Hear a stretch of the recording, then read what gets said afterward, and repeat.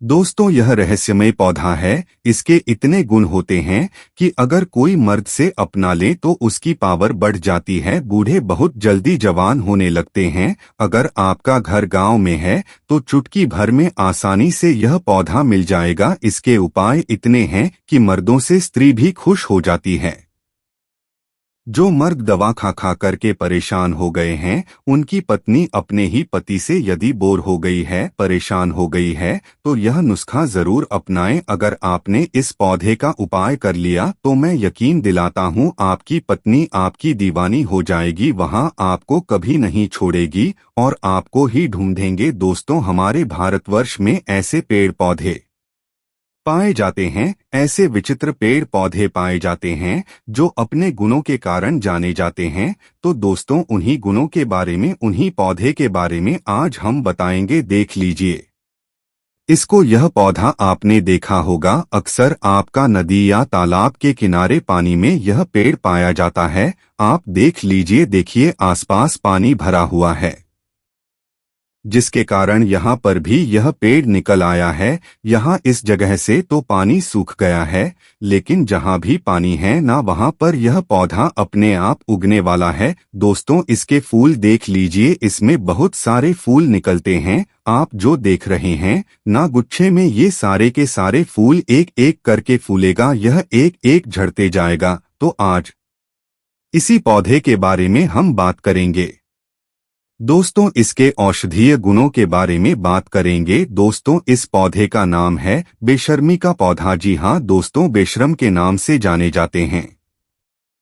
तो इस पौधे को करीब करीब सभी लोग जानते होंगे, करीब करीब सबको जानते हैं, चाहे बूढ़े हो बच्चे हो, हर कोई देखा होगा। लेकिन दोस्तों, इसके औषधीय गुणों से नहीं परिचित होंगे, औषधीय गुणों के बारे में नहीं जानकारी होंगे। लेकिन दोस्तों, इस पौधे को देखें जरूर होंगे। तो दोस्तों, आज हम इसी औषधीय गुणों के बारे में बात करेंगे। दोस्तों, औषधीय गुण के साथ साथ इसमें एक विचित्र इसकी जानकारी भी देंगे। तो दोस्तों, इस वीडियो को लास्ट तक जरूर देखिएगा, क्योंकि आज की जानकारी बहुत ही महत्वपूर्ण है। और दोस्तों, अगर वीडियो पसंद आए तो आप इसे लाइक जरूर करिएगा, सब्सक्राइब भी करिएगा। आपके लाइक करने से मेरा मनोबल बढ़ता है दोस्तों, जिसकी वह जैसे आपके लिए हम ऐसे ही वीडियो आपके लिए लाते रहते हैं। देख लीजिए, इसके डंठल इस तरह से होते हैं। देख लीजिए, इसके पत्ते हैं और इसमें कली देखिए कितने गुच्छे में लगे हुए हैं। एक एक करके यह फूलेगा और फूल आता है और झड़ते जाता है। तो चलिए दोस्तों, आगे बढ़ते हैं। दोस्तों, इसकी खासियत है कि यह 12 महीना हरा भरा रहने वाला पौधा है और यह आपको पानी के अंदर भी मिलेगा, पानी के बाहर भी मिलेगा। है गए ये आप पानी जाने वाला पौधा है और अपने आप उगता है यह पौधा। दोस्तों, इस पौधे की खासियत है कि आप पौधे को कहीं से भी तोड़ेंगे, चाहे डंठल हो या इसका आपत्ति हो, तो हर जगह से यह दूध निकलता है। दोस्तों, जैसे कि मैंने बताया कि इस पौधे की कुछ विचित्र बातें हैं, जैसे कि पौधे को काट कर के कहीं भी फेंक देंगे तो यह अपने आप उगने वाला पौधा है और यह पौधा मरता नहीं है, सालों भर हरा भरा रहता है।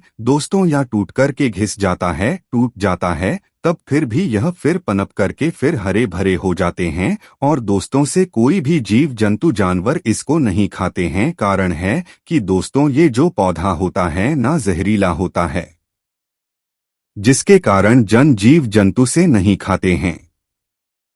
तो अगर गलती से भी जीव जंतु इस जानवर कोई खा लेना तो कुछ दिन में वह पागल जैसी होने लगते हैं, पागल हो जाते हैं। इसीलिए दोस्तों, जानवर इसे नहीं खाते हैं।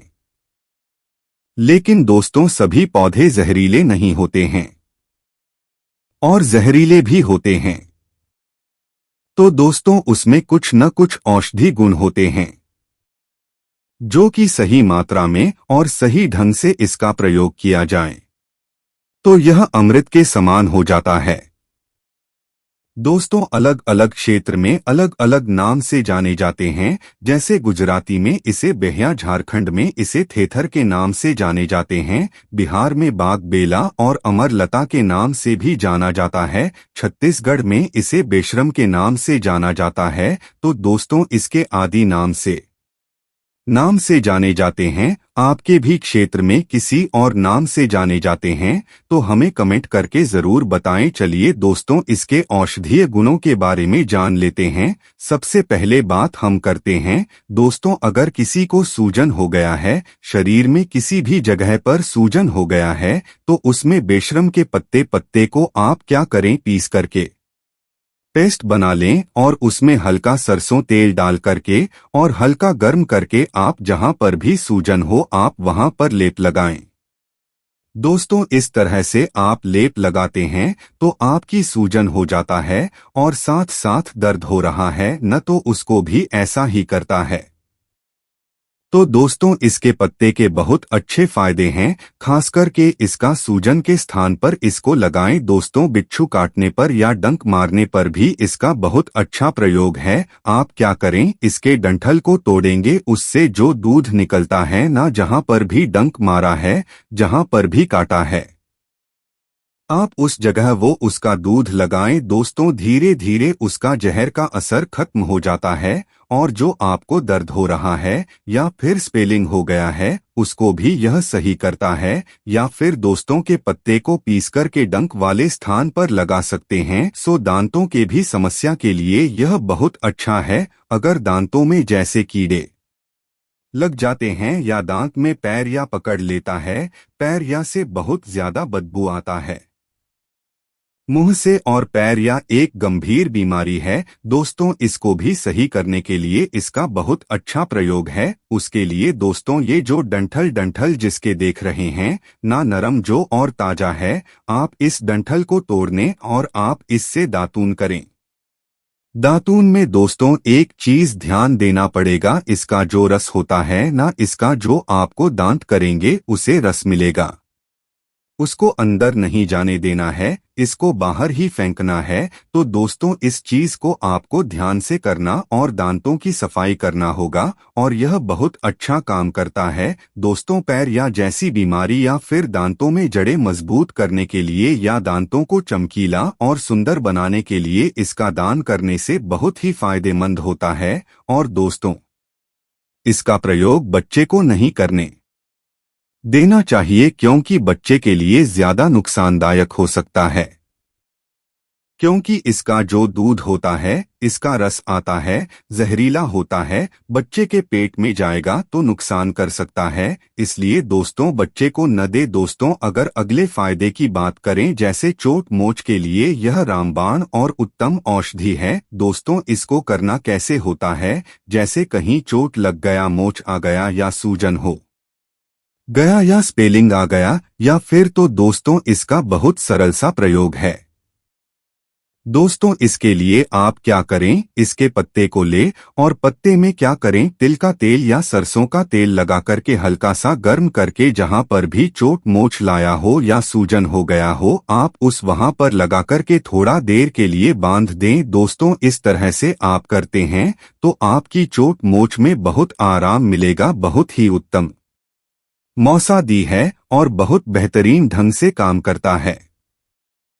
दोस्तों अगर किसी को बल तौर हो गया है, बाल टूटने के बाद बहुत भयंकर दर्द होता है, सूजन हो जाता है, पकने लगता है, तो दोस्तों उनके लिए बहुत अच्छा है। अगर बल तौर हो जाए तो उस जगह पर आप क्या करें, इसके पत्ते को पीस कर के पेस्ट लगा दें या फिर इसके दूध को उस जगह लगाएं। दोस्तों इस तरह से करते हैं तो आपका अगर सूजन हो गया है या पकने की स्थिति में उसको ठीक करता है, आपको पकने नहीं देता है और बहुत ज्यादा दर्द कर रहा है, उसको भी ऐसा ही करता है। अगले प्रयोग के बारे में बात करते हैं, जैसे चर्म रोग, दाद, खांच, खुजली, सीमा, ऐसे सब चर्म रोग हो जाते हैं। दोस्तों उनके लिए बहुत बेहतरीन औषधि है। दोस्तों बहुत ही अच्छा है। आप इसका प्रयोग कैसे करेंगे, इसका तैयार कैसे करेंगे दोस्तों, इसका भी सरल उपाय है। आप इसके डंठल को दूध या दूध निकालने तोड़ करके और उस दूध को आप दाद वाले स्थान पर लगाएं या फिर इसके पत्ते को पीस करके पेस्ट बना करके आप उस जगह लगाएं।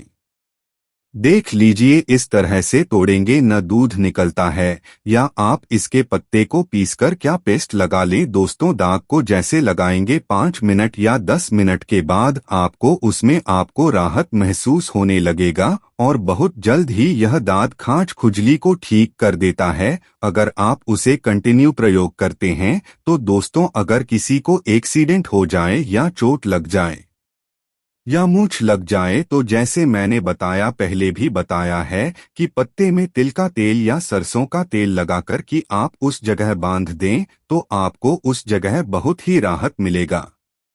दूसरा प्रयोग है दोस्तों, जैसे कि फोड़ा फुंसी हो गया तो उस पर भी इसका दूध आप लगाएं तो उसमें बहुत राहत मिलेगा, बहुत जल्दी आराम मिल जाएगा। ऐसे ऐसे दोस्तों और बेशरम के बहुत सारे फायदे हैं, तो मैंने कुछ फायदे बताया और अगर फिर कई और वीडियो बनाएंगे तो फिर और भी इसके प्रयोग बताएंगे।